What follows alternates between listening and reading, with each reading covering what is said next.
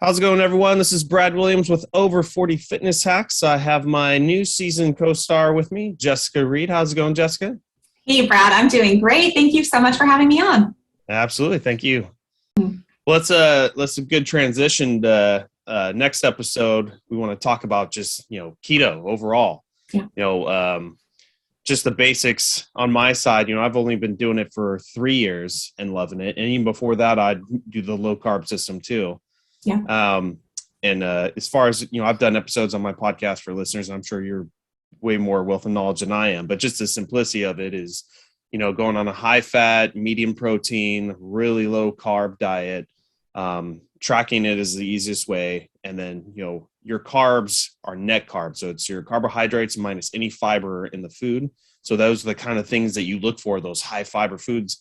And nowadays they're pumping so much keto stuff out that you can get like almost like bread, real tasting bread and tortillas that will work with our system. They call that kind of keto cheating, which I'm probably more of a keto cheater, and I'm assuming you're probably straight edge. I am. How can you tell? Yeah. But it still did the work for me, Yeah. and my blood work still comes out great. So and I love it, and I'll take breaks every now and then. But Sure. that's just the simplicity of it. Let's hear your end and all the science behind it. And Yeah, actually, so what you just described is definitely like what's considered to be a classic ketogenic diet.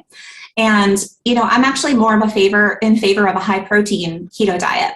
So a classic ketogenic diet was actually developed in the 1920s to treat childhood epilepsy. Yep. And so it's pretty incredible, not just the weight loss benefits of a state of ketosis, but the brain benefits of a state of ketosis. So like I mentioned to you, I felt incredible within 2 weeks. I was like, what kind of magic pill is this? And why have I not heard of it? Which, by the way, everybody go watch The Magic Pill. That's a fantastic documentary about keto.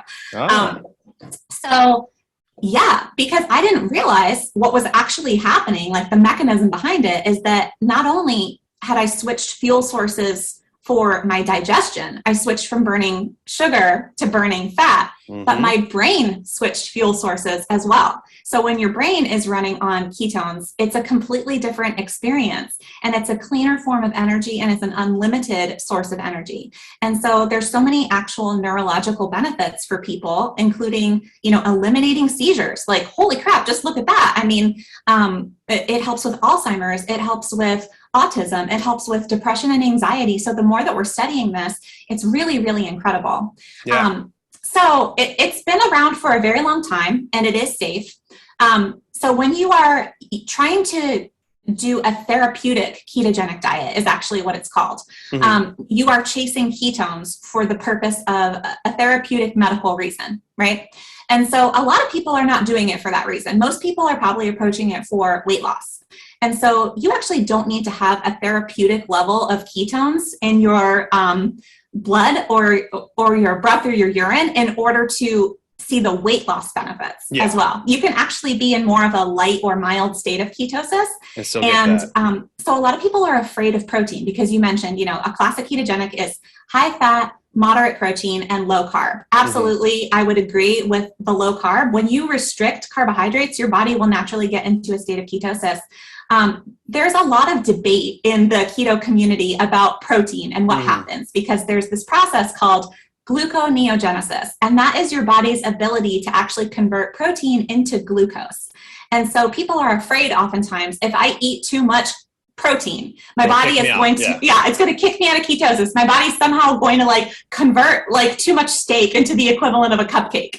And, that's just a really simplistic way to say it. Obviously that's hyperbole, but I say that because people are truly afraid, of what might happen if they consume too much protein. Yeah. And I'm here to say that I'm really glad that I started with Atkins, because he actually did not put any limits on protein whatsoever. And so I'm really glad that I started with that, because he would just say, if you're hungry, eat animal protein, unlimited amounts, eat to satiety of this. And that was one of the most attractive things to me about this way of eating was I don't have to restrict calories. If I'm hungry, there's something that I can eat. If I had already reached my carb limit for the day, I could still go make some scrambled eggs or, have some chicken wings or whatever it might have been. I was never kicked out of ketosis for having too much protein. Nowadays, we actually have the carnivore community who only eat animal protein and of course, the fat that is built in along with it. But there are just some interesting examples of like, how can that actually be true? That if you have too much protein, that it's actually going to kick you out of ketosis, because so many carnivores, that's all they do is eat that, and they're in a state of ketosis. Yeah, absolutely. So it's always about do what works for you. But I'm a big fan of actually higher protein, moderate fat, low carb for weight loss specifically. Oh, for weight loss. Okay. Specifically for weight loss. Yeah. So in my world, like personal training world, I get a lot of guys that are, more bodybuilding, and even clients come to me in general just for muscle toning and all that. And they come with that old school mentality of like, you need 1 gram of protein per body weight. That is a lot. And I've, just in general, I've done maybe one gram per lean body weight, but dropped it down a little more and still held the size I wanted and everything it could grow. Yeah. And then when I started keto 3 years ago, I'd see all that, it's got to be real moderate, and I bumped it up a little bit because I knew I needed a little bit, and I'd watch with my Keto Mojo if I got kicked out of ketosis and never did. Yeah. But what people don't know, may not know, is on ketosis, it's so muscle sparing because of the system your body's using to, use your fat, that you even the amount of 1 gram per lean body weight, you don't even need that. You can drop it even a little bit lower. But still, if you do like a traditional, if you Google like a keto calculator, it will put you real low on or mid-level on the protein. And I'm with you. It's okay to bump it up. Especially if you're using something like ketone strips or the Keto Mojo, just watch it. You'll know when you're in and out anyway. So yeah, definitely. Just for, bare minimum health recommendations, like there's an RDA recommendation, but that is like, in order for you not to become diseased is the amount of protein that you actually need to be consuming. But everything in our body is made up of protein and fat, and so not just our bones. People tend to think like, oh yeah, your bones are made up, but like your brain cells, every cell in your body, every metabolic process, your hormones are made up of proteins. Everything is made up of proteins. And so you need to be getting those 9 essential amino acids from your dietary consumption on a daily basis in order to be feeling your best. And so as my minimum for the women that I work with, I say eat 30 grams of protein 3 times a day. Or if you're only going to wind up eating, twice a day, then do 45. But minimum of 90 grams per day is my minimum. I don't care what the RDA says. But in terms of a maximum, I don't really think that there is one. I've never seen a woman like have a problem with eating too much protein quite. And my audience is mainly women, but I think women have been kind of like taught to be afraid of animal protein or just think they're going to build too much muscle. Exactly. That's the fight I always have. Yeah. Yes. But the biggest reasons why I love protein, aside from like the health benefits of it, is the appetite suppression quality of protein. And so when it comes to weight loss, the name of the game is appetite suppression. Wouldn't you rather be able to eat less naturally, like without even thinking about it? Like you don't have to stress out about your calories or measuring out your food or whatever it might be. But like imagine the ability to eat to satiety and still lose weight. It's pretty incredible because when you are eating pure carbs, like I don't know about you, but I could polish off an entire box of Cheez-Its, like literally no problem. I can't stop. Yeah. Yep. And there's no satiety to it whatsoever. And your brain is just like high, right? It's like, keep going, give me more pleasure, more pleasure, more pleasure. Now a steak, like a ribeye is like so pleasureful as well. But at a certain point, your brain is like, I'm done. You could literally not eat another bite at a certain point. Your brain just tells you I'm fully satisfied because every food that you consume has a different chemical and hormonal response in your body. And so that's important. Like you're going to feel so satisfied. You're going to be full for hours because your body has to expend more energy breaking down protein than it does on fat and carbs. So, you could be eating breakfast of like, Special K and orange juice. You're going to be hungry 2 hours later. Meanwhile, if you eat some bacon and eggs, you could be full for 4, 5, 6 hours. I eat my breakfast, which is kind of more like a breakfast lunch, at 10 a.m. I don't eat again until 5 p.m. because I'm eating enough food and enough protein that my body is literally not hungry for a full 7 hours. So protein helps with satiety. And also you're naturally burning more calories because of what's called the thermic effect of food. Exactly. And so your body is burning about 25% of the calories that you consume through protein just to break it down. So you're not eating 100 calories of steak, you're eating 75 calories of steak. How incredible is that? So naturally you're burning probably another 400 calories per day just by being in ketosis. A lot of people don't realize that. And probably another 400 calories per day just from prioritizing protein. It's amazing. Well, and then the other thing is, if you're on a workout program is making sure you get that protein to build muscle, raise your BMR, and you're burning more calories while you sleep just from that. Then exactly what the things you said, it's just, you're on a winning streak. You're dropping weight like crazy. Yes, it's a metabolic advantage. Absolutely. Yeah. Like a lot of my clients, even if they don't want to go on keto, I still try to push them to more of a Atkins low carb. But, I just promote mostly, okay, well, at least give me this. When you're cooking stuff, eat the protein first, eat your vegetables second, drink water while you're doing it, because that'll help too. And then if you really want something, then go ahead. But I promise you, they're going to be so full by the end of that. Yeah, that's a really good tactic. A lot of people would call that the crowding out effect, or focusing on an approach goal instead of an avoid goal. So you're not avoiding the carbs. It's just that you're approaching the protein and fat first, and you'll probably naturally crowd out your desire for carbs. Yeah. But then, then they'll see the results from that and be like, well, you want to take it to the next level. Now we got to pull that down to about 20 grams. So you were mentioning on the keto diet, a therapeutic version, the weight loss one. For weight loss, you said to bump protein up higher. I'm sure everyone's different and they can play around with the percentages, but do you have like a general percentage for that type? Like 60% protein, 35% fat, and then the 20 grams of carbs? Or I tend not to focus on percentages. Instead, I'm more focused on grams.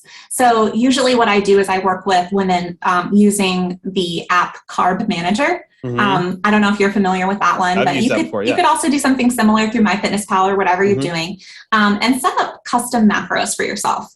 And so instead of setting percentage-wise, just focus on the actual grams is what I tell people to do. So I usually encourage set your calories to maintenance. And the reason why I say that is because of all of these metabolic advantages that we've just been talking about. You're naturally burning more calories in ketosis. You're naturally burning more calories from consuming protein. And so don't freak out about the fact that this app says you're going to maintain. You're not going to maintain. You're going to lose. Yeah. And so, but it can be really easy too to like totally underconsume calories. So don't do that. Don't eat 1,200 calories per day. Yeah. Like don't be thinking about that. I preach that all the time.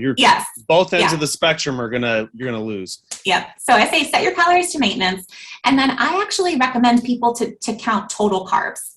And the reason for that, and I will interview them and ask kind of how they typically eat and how they want to be able to eat. But I find for people that are transitioning from a standard American diet to a ketogenic diet for weight loss, they probably are going to want to consume some of these keto products because they can be a really valuable transition tool.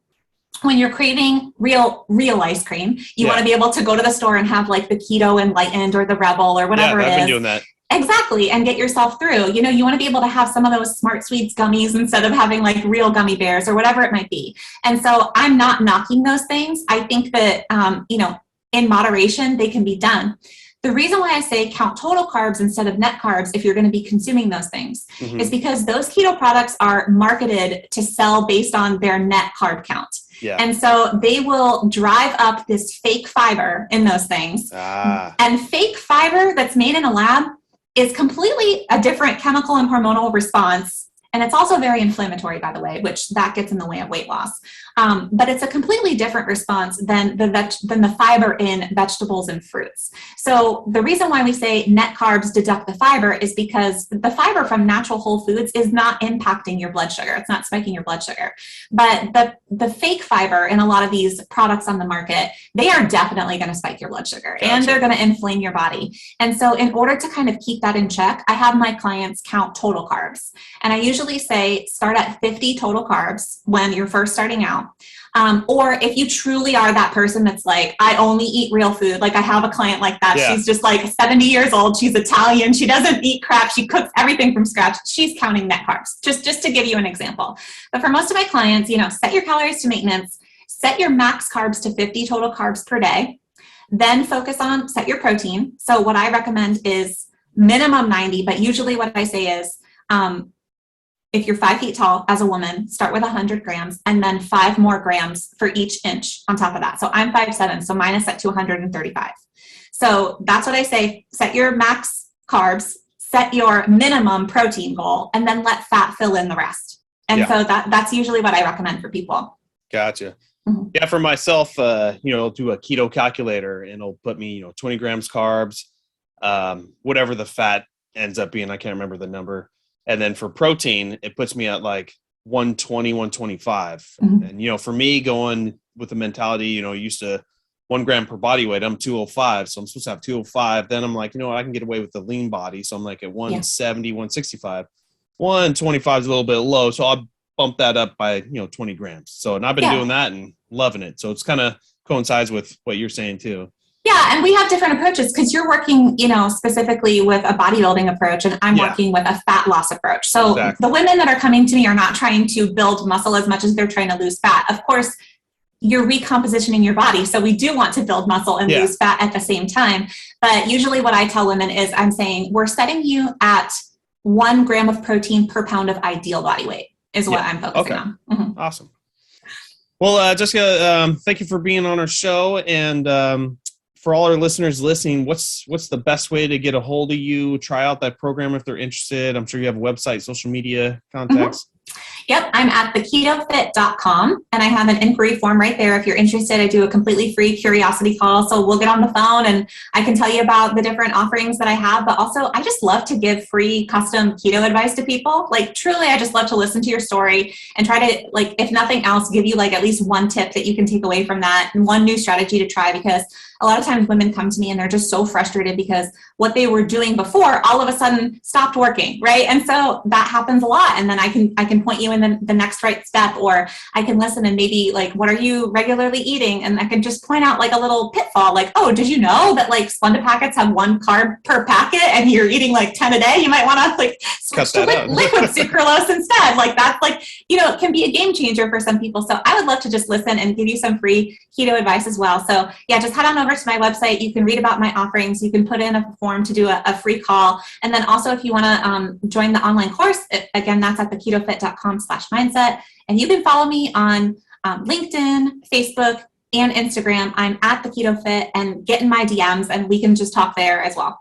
Awesome. And to everybody, you know, I've done a lot of self-education, and anyone can learn whatever they want on YouTube, Google, going to classes and everything. But God, it's so much easier just going to one source where everything's listed beautifully and perfectly, so you don't deviate, you don't mess up.